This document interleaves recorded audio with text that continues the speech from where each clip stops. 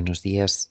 Seguimos en nuestro camino de Adviento, de preparación para el nacimiento de Jesús, para la Navidad.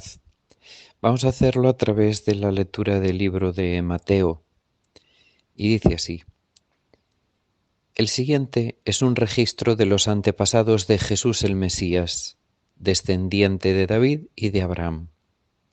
Abraham fue el padre de Isaac, Isaac fue el padre de Jacob, Jacob fue el padre de Judá y de sus hermanos, Judá fue el padre de Fares y de Zera, la madre fue Tamar, Fares fue el padre de Cerrón, Cerrón fue el padre de Ram, Ram fue el padre de Aminadab, Aminadab fue el padre de Naasón, Naasón fue el padre de Salmón, Salmón fue el padre de Booz, su madre fue Rahab, Booz fue el padre de Obed, su madre fue Ruth, Obed fue el padre de Isaí, Isaí fue el padre del rey David, David fue el padre de Salomón, su madre fue Betsabé, la viuda de Urías, Salomón fue el padre de Roboam, Roboam fue el padre de Abdías, Abdías fue el padre de Asa, Asa fue el padre de Josafat, Josafat fue el padre de Joram, Joram fue el padre de Ucías, Ucías fue el padre de Jotam, Jotam fue el padre de Acaz, Acaz fue el padre de Ezequías, Ezequías fue el padre de Manasés, Manasés fue el padre de Amón, Amón fue el padre de Josías, Josías fue el padre de Joaquín y de sus hermanos, quienes nacieron en el tiempo del destierro de Babilonia.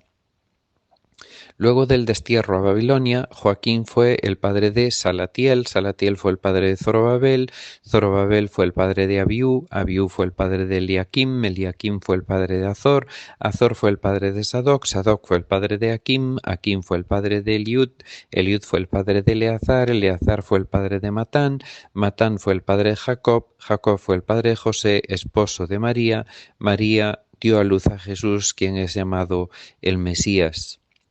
Todos los que aparecen en la lista abarcan 14 generaciones desde Abraham hasta David, 14 desde David hasta el destierro a Babilonia y 14 desde el destierro a Babilonia hasta el Mesías. Este es el relato de cómo nació Jesús el Mesías. Su madre, María, estaba comprometida para casarse con José, pero antes de que la boda se realizara, mientras todavía era virgen, quedó embarazada mediante el poder del Espíritu Santo.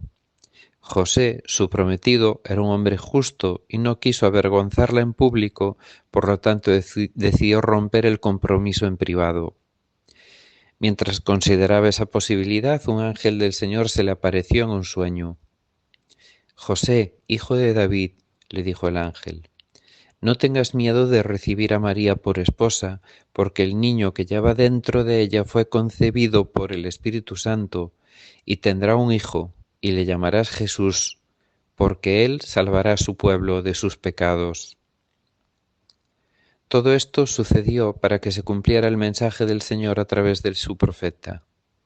Miren, la Virgen concebirá un niño, dará a luz un hijo, y lo llamarán Emmanuel, que significa Dios con nosotros.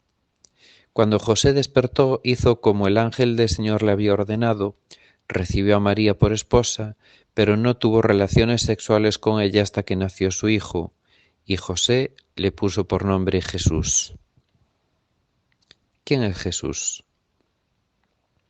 Es muy interesante poder tener el registro genealógico de Jesús, porque nos muestra que podemos comprobar cómo Jesús realmente existió y cuál era su ascendencia.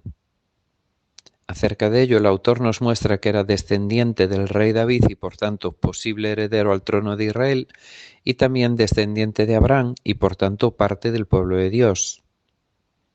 El escritor Lucas va más allá en la lista, llegando hasta el propio Adán y a Dios en su acto creador del ser humano. Con todo ello vemos que Jesús era completamente humano. Una segunda observación es que el escritor define a Jesús como el Mesías, el Rey Salvador prometido para liberar al pueblo de Dios y a través del cual bendecir a toda la humanidad. Jesús es el verdadero Mesías enviado de Dios para restaurarnos.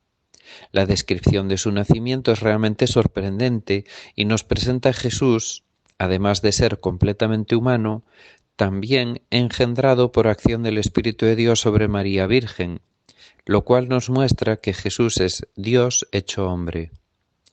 Su nacimiento sobrenatural cumple con la profecía donde se anunciaba que una virgen quedaría embarazada y su hijo sería Dios con nosotros. Los detalles acerca de la concepción y la experiencia de María quedan reflejados en el libro de Lucas. Aquí se muestra a José, el novio de María, que quiere protegerla y abandonarla para que no la apedreasen por aparente adulterio. A través de su sueño, Dios le muestra su concepción sobrenatural y José decide asumir su cuidado y casarse. Así, en una situación complicada de entender, nace Jesús, quien salvará a su pueblo de sus pecados. Sí, Jesús es el único capaz de perdonarnos por ser Dios sin pecado y por pagar con su vida por el pecado de todo el mundo. Jesús es el Salvador completo. No podemos añadir nada para ser salvos, es solo por su amor y perdón. Podemos agradecerle esa salvación completa y pedir que el poder de su Espíritu nos ayude a vivir como su pueblo y ser de bendición para otros. Este es el origen de la Navidad, el nacimiento de la vida. Jesús es la vida, que nació tomando vida humana y dando su vida para nuestra vida eterna. Gracias, Dios, por la Navidad.